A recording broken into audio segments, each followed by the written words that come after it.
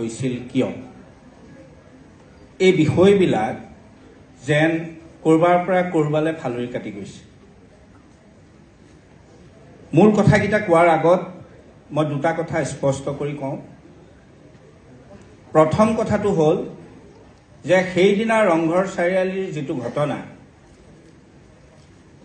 সেই ঘটনাটো কোনো অস্ত্ৰ শস্ত্ৰ ওলোৱা হোৱা নাছিল আৰু তাত কোনো ধৰণৰ ইছলাম ধৰ্মীয় কমেণ্ট দিয়া হোৱা নাছিল, এইটো স্পষ্ট। দ্বিতীয় কথাটো হৈছে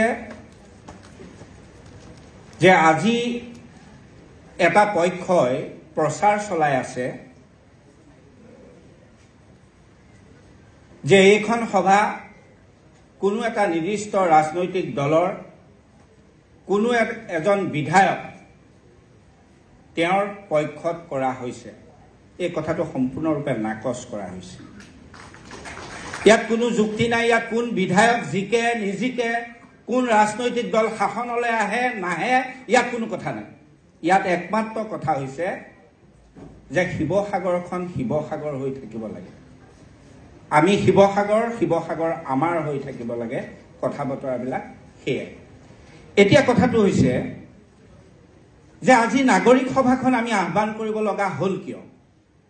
তাত তিনিটা সংশয়, এই তিনিটা সংশয়ৰ ওপৰত আলোচনা কৰিবলৈ আৰু সিদ্ধান্ত গ্ৰহণ কৰিবলৈ মই আহ্বান জনাইছো।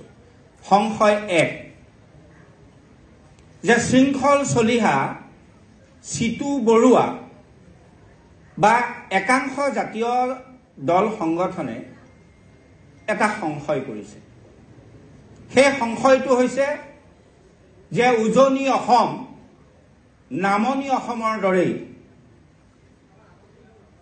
কৰবাত নহয় কৰবাত কেতিয়াবা খিলঞ্জীয়া সংকটত পৰিব নেকি?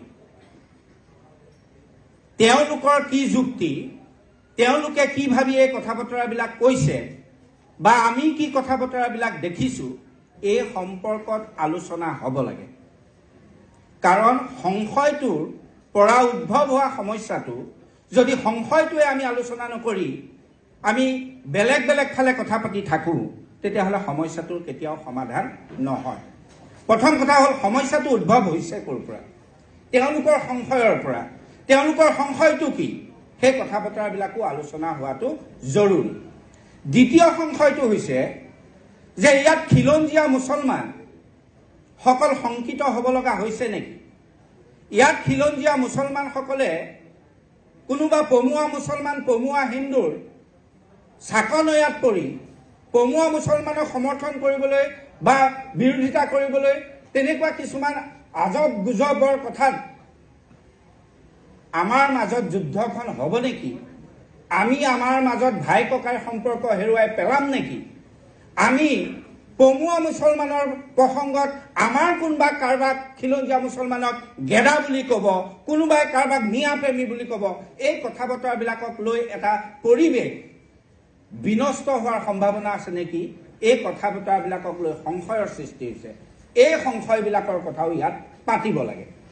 তৃতীয় সংশয়টো হৈছে যে এই যি দুই সংশয়ৰ যুঁজ, এই দুই সংশয়ৰ যুঁজত কৰবাত নহয় কৰবাত আমাৰ নিচিনা মানুহবিলাকে য'ত ধৰ্মতকৈ জাতিক আমি সদায় প্ৰাধান্য দিওঁ, য'ত খিলঞ্জীয়া অসমীয়াৰ কথা প্ৰাধান্য দিওঁ, য'ত চাউলুং চুকাফাই গঢ়ি থোৱা জাতিটোৰ প্ৰসংগৰ কথা আমি গুৰুত্ব দিওঁ, এই কথা বতৰাবিলাক কৰবাত নহয় কৰবাত আমাৰ শিৱসাগৰৰ ঐক্য সম্প্ৰীতি, আমাৰ শিৱসাগৰৰ যিটো পৰিকাঠামো, আমাৰ শিৱসাগৰৰ যিটো চৰিত্ৰ, এইটো কৰবাত হানি বিঘিনি হ'ব নেকি? তাক লৈ যিখিনি আমি সংশয় কৰিছো, আমাৰ যিখিনি সংশয়ৰ সৃষ্টি হৈছে, এই সংশয়বিলাকৰ ওপৰত আলোচনা হ'ব লাগে। যদি কোনোবা পমুৱা মুছলমান, পমুৱা হিন্দুক ৰক্ষণাবেক্ষণ দিবলৈ গৈ, যদি পমুৱা মুছলমান, পমুৱা হিন্দুৰ প্ৰসংগ ৰাখিবলৈ গৈ যদি খিলঞ্জীয়া ভাই ককাইৰ মাজত যুদ্ধ হয়, তেতিয়াহে আমাৰ কাৰণে এইটো ক্ষতিকাৰক হ'ব। খিলঞ্জীয়াৰ মাজত যুদ্ধ হ'ব নালাগে, খিলঞ্জীয়া এক হৈ থাকিব লাগে।